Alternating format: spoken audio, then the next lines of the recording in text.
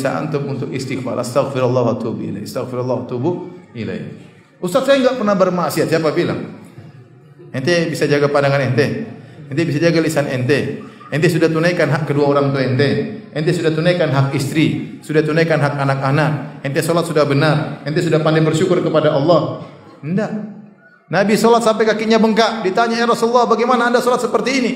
Telah diampuni dosa-dosamu yang telah lalu dan akan datang." Kata Nabi, "Afala akunu abdan syakuran?" Kenapa aku tidak menjadi hamba yang pandai bersyukur? Kenapa aku tidak menjadi hamba yang pandai bersyukur? Oleh karenanya tatkala kita sadar kita banyak diliputi oleh dosa, setiap hari kita berdosa dan Allah mengatakan, "Innakum tukhti'una bil-laili wan-nahar." Kalian berbuat maksiat siang dan malam. Ada maksiat yang kita sadari, ada maksiat yang tidak kita sadari. Maka seringlah kita beristighfar. Karena semakin kita banyak istighfar, semakin bertobat, kita semakin membuka kunci pintu kesuksesan di hadapan kita, di dunia maupun di akhirat. Jadi ini yang pertama, bahwasanya ibadah taubat sangat dicintai oleh Allah Subhanahu wa taala. Yang kedua, para hadirin yang dirahmati oleh Allah Subhanahu wa taala, ternyata orang yang bertobat Allah berikan banyak anugerah di dunia. Allah berikan banyak anugerah di dunia. Ada seorang datang kepada Hasan al-Basri, kemudian mengeluhkan tentang hartanya yang sedikit, kurang harta. Maka Hasan al-Basri mengatakan, istighfarlah. Muridnya memperhatikan. Ada lagi datang minta fatwa Hasan al-Basri, saya sudah lama menikah tidak punya anak. Kata Hasan al-Basri, istighfarlah.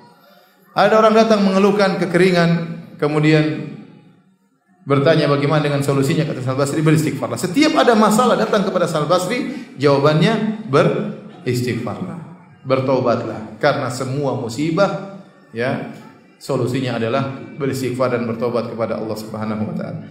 Kita azan dulu kemudian salat.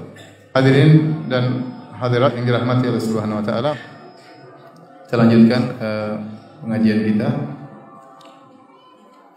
Jadi kalau kita di dunia menghadapi kesulitan apapun, agar kesulitan tersebut hilang, maka kita beristighfar.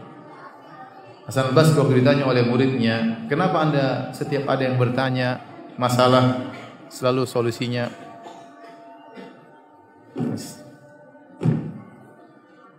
murid-muridnya bertanya, kenapa Anda setiap ditanya masalah solusinya selalu istighfar? Maka dia pun membacakan firman Allah Subhanahu wa taala tentang perkataan Nabi Nuh kepada kaumnya, Nabi Nuh alaihi salam. Faqultu astaghfiru rabbakum innahu kana ghaffara yursilis samaa'a 'alaikum midrara wa yumdidukum bi amwalin wa banin wa yaj'al lakum jannatin wa yaj'al lakum anhara. Maka aku berkata kepada mereka, hadirin dan hadirat yang dirahmati Allah Subhanahu wa taala, ya. Maka kata Nabi Nuh, faqultu astaghfiru rabbakum, aku berkata kepada mereka, istighfarlah kepada Rabb kalian, sungguhnya Allah Maha Pengampun. Ingat yang dihadapi oleh Nabi Nuh alaihissalam orang-orang kafir yang musyrik kepada Allah Subhanahu wa taala. Nabi Nuh berkata, kalau kalian beristighfar, yursilis samaa'a 'alaikum midrara, maka Allah akan turunkan hujan yang lebat, hujan berkah. Ya, wa yumdidukum bi amwalin wa banin, Allah akan berikan kepada kalian anak-anak yang berkah, harta yang berkah. Wa yaj'alakum jannatin wa yaj'alakum anhara, Allah akan tumbuhkan tumbuhan bagi kalian, bahkan Allah alirkan sungai-sungai bagi kalian. Kalian sekarang tandus, tidak ada hujan, tidak ada sungai, Allah akan alirkan sungai-sungai kalau kalian bertobat kepada Allah Subhanahu wa taala. Allah turunkan hujan yang penuh dengan berkah. Namun tatkala mereka tidak bertobat kepada Allah, Allah turunkan hujan, tapi hujan azab. Hujan apa? Azab, bukan hujan berkah. Nah, lihat, kalau orang kafir saja bertobat kepada Allah, diberi rezeki, diberi anak-anak yang berkah, diberi hujan yang berkah, diberi tumbuhan yang berkah, dialirkan sungai-sungai, bagaimana kita orang Islam yang bertobat kepada Allah Subhanahu wa taala? Maka ini dalil bahwasanya istighfar dan taubat adalah solusi segala permasalahan di dunia ini, segala permasalahan. Jadi kalau antum misalnya dagang enggak laku-laku, antum istighfar. Astagfirullah. Dosa apa ini kok enggak laku-laku dagangan?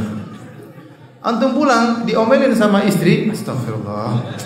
Astagfirullah. Kenapa mas astagfirullah? Ini karena dosa-dosa yang saya lakukan. Jadi saya tengok cewek, makanya kamu sekarang ngomelin saya misalnya. Kita enggak tahu ya. Sampai sebagian salaf mengatakan, aku mendapati dampak dari maksiat yang aku lakukan pada pembantuku, pada dabahku, pada kendaraanku. Bisa jadi ya problem timbul gara-gara maksiat yang kita lakukan. Berkaitan dengan diri kita, problem tersebut berkaitan dengan keluarga kita, semua gara-gara maksiat yang kita lakukan. Makanya ya, kalau ada problem istighfar, apapun. Antum merasa gelisah, istighfar, astagfirullah. Ada kesedihan yang berkelanjutan tidak berhenti-berhenti, astagfirullah, astagfirullah, astagfirullah. Ada kekhawatiran yang tidak berhenti-berhenti, astagfirullah, astagfirullah. Itu pasti karena dosa-dosa yang kita lakukan. Ustaz, apakah semua ujian pasti karena dosa? Bisa jadi ujian tersebut karena dosa, bisa jadi untuk meninggalkan derajat. Bisa jadi ada dua kemungkinan. Tapi kalau kita menempatkan diri kita pada kemungkinan kedua, oh saya diuji karena untuk angkat derajat, maka terlalu jauh. Ente siapa ente? Tapi kalau ente nabi mungkin lah ya. Tapi kalau ente kayak model kayak gini, sudah tinggal di Klaten di Indonesia, tiap hari nonton Facebook, tiap hari nonton YouTube, oh saya diangkat derajat oleh Allah, terlalu jauh kayak. Ya kita suudzon kepada diri kita. Kita bilang mungkin, ya saya dosa-dosa. Kalau ternyata ujian tersebut mengangkat derajat, alhamdulillah. Tapi kita pastikan kita ini ada dosa. Ya, kalau ada ujian yang kita hadapi, musibah kita hadapi, kita sabar, mengurangi dosa-dosa dan mengangkat derajat, plus dua-duanya. Mengurangi dosa dan mengangkat derajat. Tapi di antara solusi yang bisa kita lakukan, kita banyak apa? Istighfar, astagfirullah, atubu ilaih, astagfirullah, atubu ilaih, astagfirullah, atubu ilaih. Seperti itu. Benar-benar kita minta ampun kepada Allah agar diberi solusi dari Allah Subhanahu wa taala. Makanya Nabi Yunus alaihissalam begitu ditelan oleh ikan paus, apa dia katakan? La ilaha illa anta subhanaka inni kuntu minadh dhalimin. Ya Allah, tidak ada yang berhak disembah kecuali Engkau. Sungguhnya aku termasuk orang-orang yang zalim. Nabi Yunus alaihissalam seorang nabi mengakui kesalahan.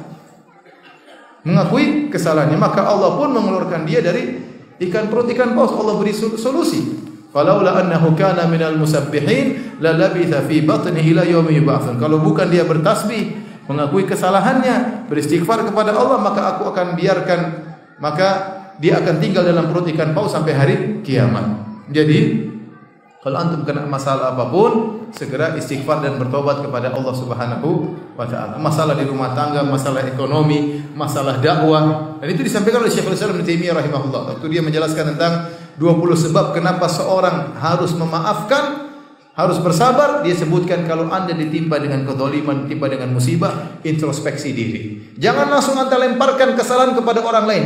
Pertama, lemparkan kesalahan kepada diri kita. Istri kita ngomel sama kita, mungkin dia salah. Tapi kenapa Allah membuat dia jadi salah kepada kita? Karena dosa kita. Paham? Mungkin secara kalau kita periksa, dia yang salah. Kenapa dia begini, kenapa dia begini, kenapa dia nuntut ini, nuntut anu ya. Tetapi kenapa dia bisa begitu? Mungkin karena dosa yang kita apa? Yang kita lakukan sehingga dia tidak terkontrol. Setiap ada kesalahan, kembalikan kepada diri.